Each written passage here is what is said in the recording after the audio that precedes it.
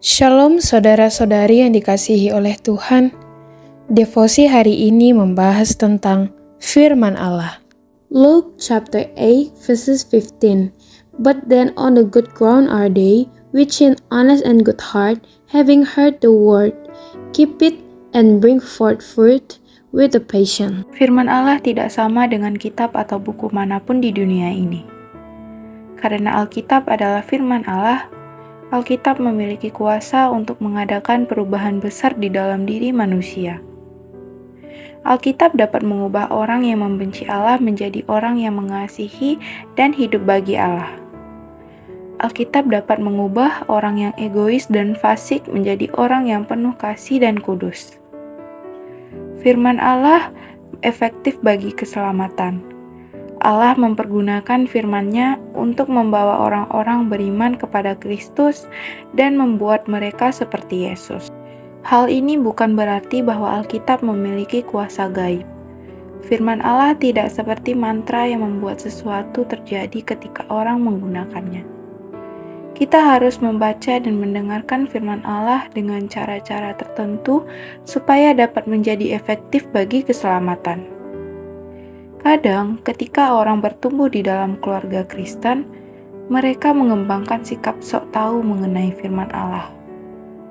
Mereka mengira telah mendengarkan semua yang ada di dalam Alkitab dan mereka tidak ingin mendengarkannya lagi. Orang-orang seperti itu tidak menyadari bahaya yang menghadang mereka. Karena mereka sering mendengar dan membaca Alkitab, mereka memiliki keyakinan yang sebenarnya keliru bahwa mereka adalah orang Kristen yang berkenan bagi Allah. Yesus menceritakan sebuah perumpamaan untuk menunjukkan jenis orang yang berbeda dalam mendengar dan membaca firman Allah. Dia berkata bahwa seorang petani yang menaburkan benih adalah seperti seorang pengkhotbah yang memberitakan firman Allah. Ada benih yang jatuh di atas tanah yang keras dan tidak tertanam ke dalam tanah itu. Lalu burung datang dan memakannya.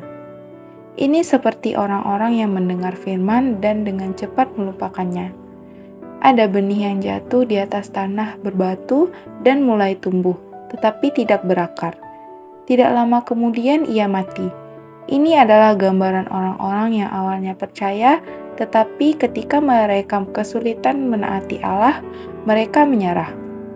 Benih yang lainnya jatuh di atas tanah yang bersemak duri, tapi kemudian semak duri itu menghimpitnya hingga mati.